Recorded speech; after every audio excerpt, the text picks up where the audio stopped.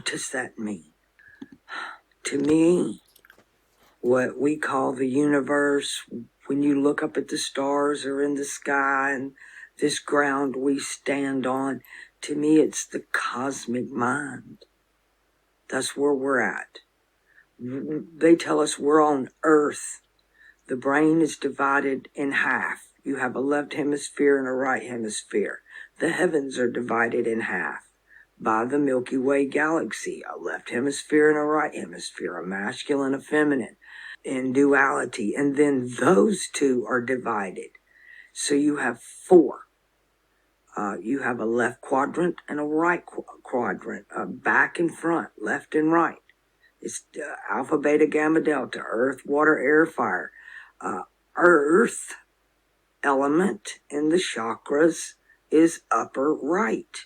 We're in this Pisces Virgo matrix right now, which is mutable water, the abyss, Pisces, and mutable earth. I call it quicksand. It's not even shifting sand. Don't build your house on it. Virgo is shifting sand. It'll come out from under your feet every time. But cardinal earth is part of the crown chakra. 3 benefits from lifting your Baihui point. Tai Chi Master Yang Chengfu, who is the founder of the Yang Tai Chi style, said that without lifting your Baihui point, even 30 years of practice would be a waste of time. Why is this particular point so important to martial artists and to everyone else? The Baihui point, which sits on the crown of the head, is known by many different names. In acupuncture, it is identified as Dumai 20, the point where the body's yang energy naturally converges.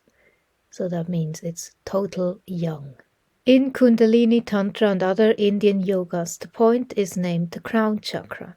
In many esoteric traditions, Baihui is regarded as the gate between man and heaven, which means spirit. Lifting the Baihui improves circulation in the brain. Eastern and Western medical science both recognize the critical necessity of this flow. When it is obstructed for mere minutes, the result is permanent brain damage. When strong intention goes to the hands, they become swollen and hot. When it goes to the Baihui, alertness and creativity are increased. That's where most of my work's getting done, is in REM. It's putting together the RAM and the ROM, but it's read-only memory. It's read-only. That we're in the abyss. It's the time of religion. It's the books. It's the stories. There was a time where all of our memory is encoded into architecture and symbology all over the world, so we can remember mathematics and structure and the elements, the pyramids all over the world. That's fire. They're upside down pyramids. You ain't seen those yet. They're in the ground. That's water. Actually, they're in the water. The way this matrix is built, we call it nature. And there are two sides to it, two hemispheres. I've been on the other side. I've walked in the land of milk and honey. And I did it as so young, I was not tainted by religion or concepts of reality or philosophy or any of that. I was innocent. I was aware, I was fully aware, and I was aware there's something terribly wrong with this place. There was no love. I had a knowing and an understanding of why we were here and what we were supposed to be doing, but it was like the whole thing was broken, and I didn't want to be in this existence. And I understood it to be just an existence, one of many, because I existed before I came here. I was fully aware, fully conscious, and had a full existence. It just wasn't trapped in a body. And I felt trapped here. I was put here. I came in through the right eye. I was a light being, just like a firefly, just little twinkly, blinkly light, like a star in the sky. They're all the same thing. The concept of what we call nature as a whole, all the old religions, especially the Egyptian, or what we call Egyptian, it's not exactly what it is. It was all based on nature. Neter. They even called it neter. It's just nature. You enter, it's the NTR. It's the 3 consonants. It makes up this word. And it's nature, and you enter it, and but we're supposed to come here so we can experience each other, not the damn place. It's not about where we're at. Now these time slips, these quantum jumpings, it's like the cube. You move from one room to another. Now, in astrology, the zodiac wheel is what I call the second heaven. It's ruled by Aquarius. It's ruled by Saturn. It controls the 12 houses of the zodiac. This is the crown of the cosmic mind. There are 44 houses above the zodiac and 44 houses below the zodiac. And then the one we're in, we're the geocentric. You have to look at this geocentric because the sun and the moon and the planets travel around the crown. You're in the middle. Everything is projected right here. Everything is projected here. It's projected through the sun, the moon, the stars, the planets. Everything's spotlighting. It's like a stage. Now, all of these are separate stages. There's 12 different stages. And in each one of these stages, like at a big opera, this is the opera house, the stages are turning. The whole thing is turning. And we can turn, and we can watch any one we want. This is how it was for me in my existence before I came here. It was like I was in the center too, but instead of being here, I was out there. I was in a different cube. This is where we moved to hypercube. They take us here. The Masonic floor. It's black and white. We've talked about this before. When you go to college, you graduate, you get the cap, the square. You get the square cap. The black square is the representation for the subconscious mind. That is your BIOS in your computer. And then you have the white square, which is the conscious mind. That's your Windows. It's your interface. It's your operating system. Linux, Windows, whatever. It's what's running everything. It's your programming. But the BIOS, the black cube, is pretty much the same for everybody. Everybody's running on a similar BIOS. It's built into nature. We don't have to learn how to sneeze. We don't have to learn how to cough. We don't have to learn how to cry or poop or pee or eat. Those things are just built in. Everything else is learned. So and these are just 2 of the cubes. They're actually 4 cubes. Earth, water, air, and fire. Right now, and where we're at, we are only dealing with these 2 cubes. This is what's controlling everything. This is what matters right now.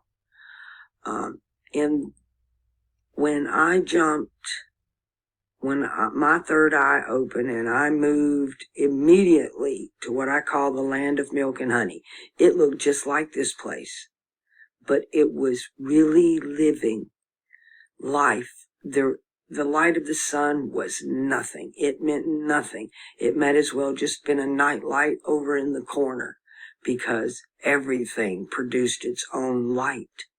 There was no need of the sun or the moon. You are light. Light is actually not what you are. That's only an emanation. What we experience, say light from the sun, or light from the light bulb. The light bulb is not light. The light is just a reaction from the bulb.